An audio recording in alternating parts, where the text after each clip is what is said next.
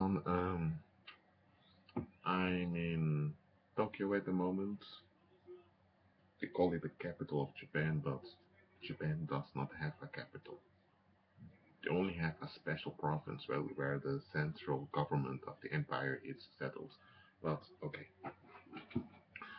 I briefly want to talk about the power of thoughts. You see, we often pay attention to how we look. For example, there's a mirror in front of me at this desk. Um, so when I'm finished showering, I look in the mirror to clean myself to make sure there's nothing wrong, no dirt on my face, for example.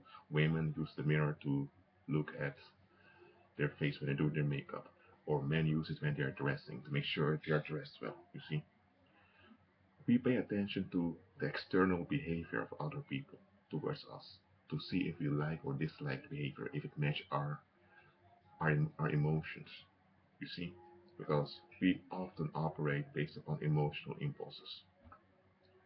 There's one thing we often don't pay attention to, and I'm really emphasizing this because it seems as if people just don't get it. We often do not pay attention to the thoughts that are in our mind. First of all, most, let's say, all the thoughts you have now, you will learn them from external sources outside of yourself. You were not born a feminist. You were not born a homosexual. You were. Someone will get angry when I say this, but it's true. You were not born a Baptist. You were not born an atheist. You were not born a Muslim. You were not born a criminal. No, you were born, as they would say in Latin, as a tabula rasa, a clean sheet of paper. Okay. Now, does that mean that you were born without sin? No, you were born in sin, in corruption, like the whole human race. Despite that, you were empty. Your mind was empty when you were born. You know, your corrupted nature, your fallen nature is there, but you were as a newborn baby, you were blank basically. And through experience, in the first you receive emotional energy from your parents and your environment, and that emotional energy will give in, imprints on your mind. Once your mind is developed when you're about 1 year and 6 months old, 1.5 years old, your your memory, your physical memory, your brain is developed, and now you begin to process the visual, especially the visual and also the audible memories the, that come to through your senses, through your physical senses. So till about when you're 6 years old, you don't have a reference point. When you're about 6 years old, it's then that you have a basic reference point.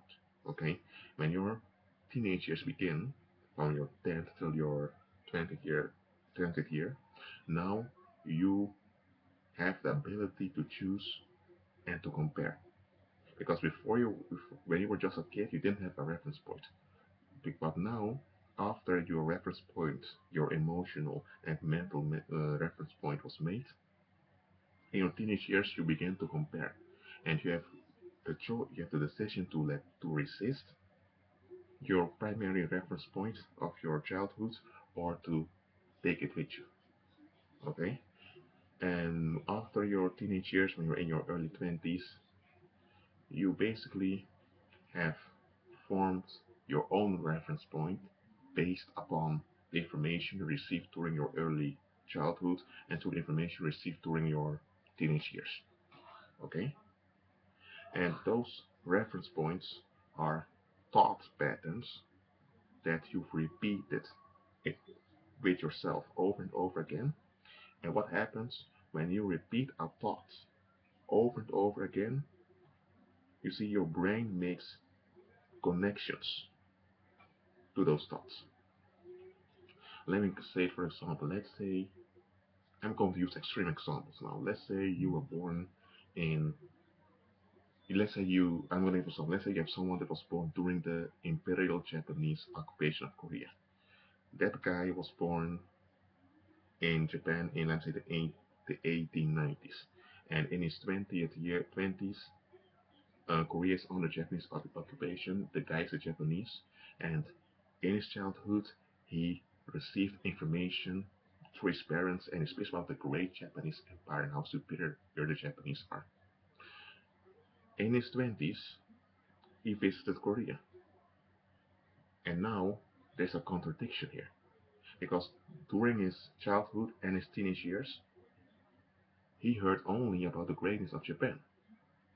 He also was encountered severe discipline if he didn't agree with it. And he didn't speak many languages, so he only spoke Japanese and a bit of English and French. So his only reference point is the Japanese Empire where he grew up and some of the media of foreign countries. But now that he is in Korea as a soldier, he sees how brutal and abusive the Japanese soldiers are towards the native Koreans. Now, reality, the evidence, goes against the thought pattern that he has as a reference point. Why? And what happens now? Now, that guy is in shock. Why? Because, listen, when you repeat a thought over and over again, your brain makes a connection. Okay? That's just your brain. In you, in your soul, you see, when your brain makes a connection, your mind is being programmed to accept that thought as safe. And when a thought is accepted as safe by your mind, all the information that will come through your senses will be filtered through that thought pattern. And if it agrees with that thought pattern, it will go to the heart. If it does not, is not in harmony with the thought pattern that also has a connection in your brain, what happens is that your brain will begin to give a signal of danger. You will feel uncomfortable in your body. You see? So that's why you have people that grew up in a racial environment. When they encounter someone with a different skin color, they tend to feel at unease. Why? Because their brains are wired to agree with either white supremacy or with black supremacy or Hispanic supremacy. I don't know which racial thing they are into. So when evidence comes that is contrary to their mind constructs, they feel threatened. You see? And now back to that example of the Japanese guy. He now encounters reality. His whole world is falling apart. The Japanese empire is not that great. The Japanese empire is also quite poor and out of resources, and out of desperation it was exploiting other countries. Now, there are two things this guy could do. Either he can let go of what he was holding on to, or he can pretend as if the evidence is not real, or distorts the evidence just to feel comfortable. And why am I telling you all of this? It's because many of us, just like the Japanese guy, we our brains are wired through experience. We're not born that way, but through our experiences, our traumas, and our happy moments in our childhood and also in our teenage years, our brains have wired certain connections about certain thoughts, and we have repeated those thoughts over and over again. We did it, okay? And now those thoughts have become strongholds to us. We don't even think those thoughts anymore. It just goes automatic, and we perceive it as normal, as natural. But when when you challenge someone's thought patterns, they will think that you're crazy. Okay? For example, let's in you have a country in Europe where they tell young boys that a penis is dirty. You should not never say penis. You should never refer to your genitals because that's dirty, that's ugly. You see, a young boy as a child hears this. That's a thought that is being spoken onto the child. The child has no resources to resist. And now what is being told to the child is your manhood is dirty, your manhood is wrong, is ugly. The young boy receives this information, and every time the boy talks about his genitalia, he gets whooped, or people ignore him. There is some trauma following. So now the boy begins to repeat the message of his abusers that male genitalia are ugly. You should never talk about sex. You should not even mention body parts.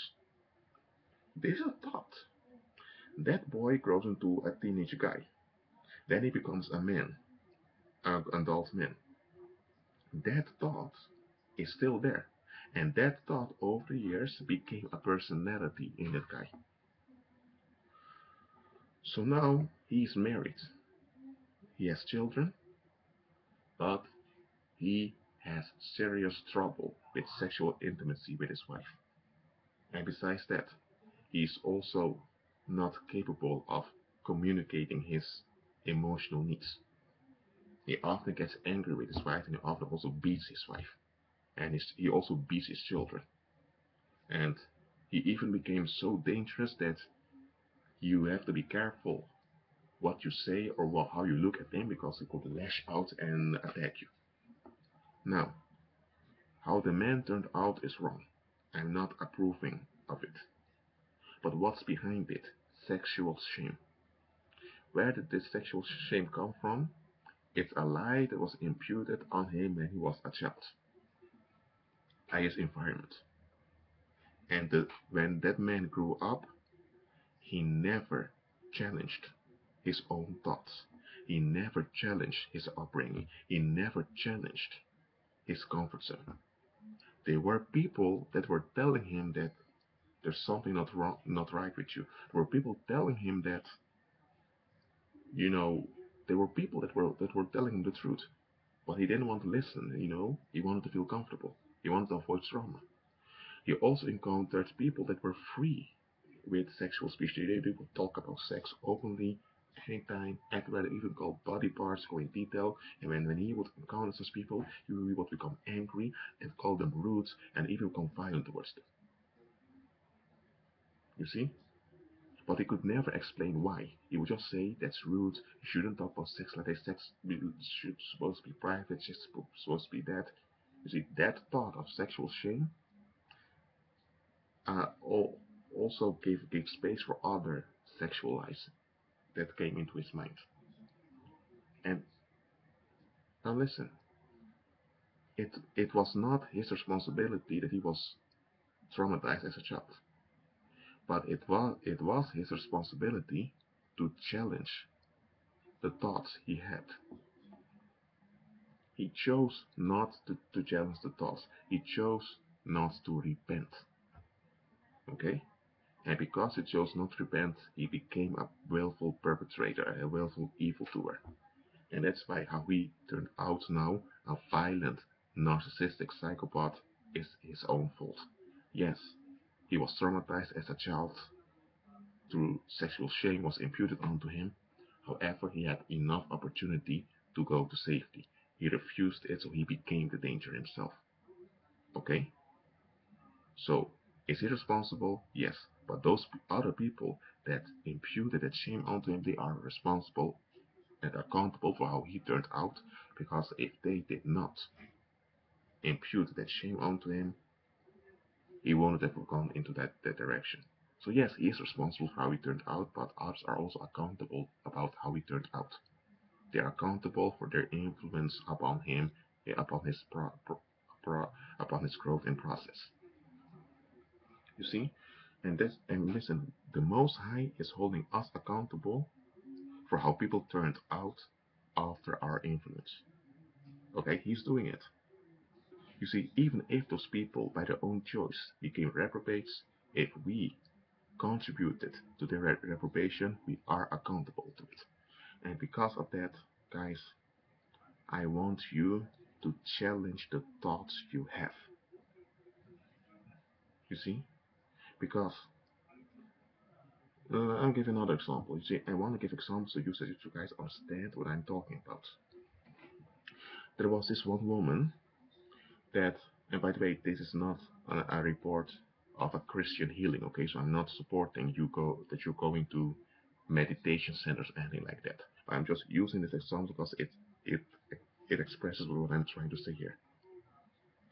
Then I'm going to give another example. There was this woman that she had, you know, rheumatics. She had some muscle disease that with a lot of pain in her leg, and they went with her to the doctor, but the medical professionals couldn't help her. So she decided that she and her husband decided we're going to some um, meditation center where they practice alternative healing. Don't go to such stuff, guys. It's demonic. However, I'm going to share this example. They went there. When they came there, the hypnotist brought her into hypnosis, and they went through her life. They ended up in her childhood, and she began to cry and cry and cry. And she remembered one time that her grandfather told her not to touch, a lamp in the house. She did it anyway as a child. The lamp broke, and her grandfather became upset. 4 days after that, the grandfather died. And later that week, there was a funeral. And basically, she grew up. She didn't remember what happened anymore. But now, under hypnosis, she remembered it, and she began to cry, cry, and cry. And the husband there was thinking, what's going on? What's going on? And she began to say, it's my fault that my grandfather died. If I would just have been obedient and a lovely child, he wouldn't have get upset and he wouldn't have died. And now, to make a long story short, she left that place and she didn't have that muscle disease anymore. Now, she went to a pagan place, okay? So she does have other issues that came with it because every time you go to a pagan place to get healing, you won't get healing. The problem will be replaced, okay? But why did I share this example? Because this woman, when she was a child, something happened. Her grandfather became upset with her because of something she did. The grandfather obviously overreacted, okay? The child was traumatized by the reaction of the grandparent.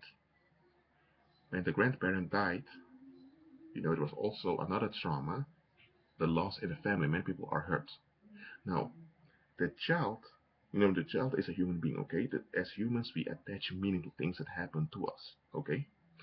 So she connected her disobedience by touching that lamp and the death of the her grandfather. However, the grandfather had a terminal disease of cancer, and he was about to die within a few weeks anyway. But she didn't knew that as a child. She just thought, okay, I disobeyed. Later, grandfather died. People were upset, so I did it. I caused harm to my family. So she felt guilty. You see, and that thought influenced every friendship and every contact she had in her life, every relationship she ended in, every place she moved to. That thought followed her. And with that thought, there were demon spirits that became attached to her. And all of those things together caused her physical illness and other problems in life. You see? And then she went to the doctor, she went to psychologists, and all of that. And she decided it doesn't work. Instead of going to the Lord, she went to a pagan place. They went to the roots and they found out that there was a thought behind it. And there's another story. This one is from a Christian deliverance, okay? There was this woman, she was already in her old age. I'm not don't say old age loud, about in her 50s. And she had severe depression, and she had also physical illness in her body. She had difficulties in her health. At the deliverance, when people were praying for her, the commanding healing upon her, they encountered a demon spirit that was manifesting through her. And when so people began to address the demon that was inside of her, and the demon began to speak to the ministers. And the ministers asked the demon, "When did you enter this woman?" And the demon said, "When she was 2 years old, her her parents um, treated her badly, and she felt rejected because of it. And the moment she felt rejected, I entered into her." You see? Anyway, the woman was delivered from the demon. The thing is, guys, her parents emotionally enforced a thought upon her. You're not loved, you're not wanted. And she was dependent emotionally and spiritually of her parents. So her parents enforced a demon inside of her without her parents even noticing it. But she grew up with that demon inside of her body. Okay? Yes, she made her own choices. Yes, she has responsibility, but that demon was in there the whole time. She wasn't even aware of it. And the demon caused trouble all of her life because of that thought that was inside of her. So seriously, guys, which thoughts are you entertaining? You see? And there are many Christian ministries on YouTube, also on television. I don't even want to call names now because you understand which one I'm talking about. There are also Christian ministries out there in the field in foreign countries, all of that. But when you look carefully at what they're doing, they're not doing the will of God.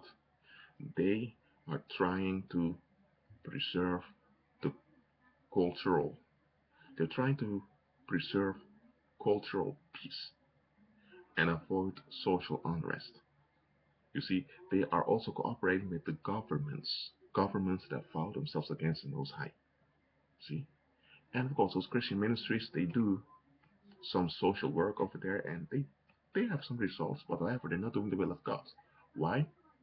Because listen, Satan wants you to preserve those lies that were imputed onto you. Why? Because those lies give are the ones giving demons access to you. Those lies are causing all the addictions you will have in your life. And because you are ignorant of it, you will blame yourself. Others will blame you also. And because you are out of control, now there's a police force needed and a government to keep you in check. And because of that, you have a regulation that they call a society. And everyone has a place in this pyramid hierarchy. But the moment you get delivered from those thoughts, you get delivered from those demons, you're no you're no benefit anymore to the system, to the world. You see, and that's what Satan doesn't want. That's what the governments don't want. Do you really think that governments are not aware of all of this? They are aware of it. Okay? So listen, when you get delivered from those thought constructs, expect retaliation from society, also from your close relatives, from so-called friends. Because listen, those demons inside of them or around them are going to become very upset when you are free. You see? Nevertheless, you should become free. Because it's not God's will that you are holding on to thoughts that He did not give to you. So I'm going to close now, guys. Ask yourself, which thoughts are you holding on to? Are they from the Most High? If not, then throw them away. Shalom. May the grace of the Lord Jesus Christ be with you.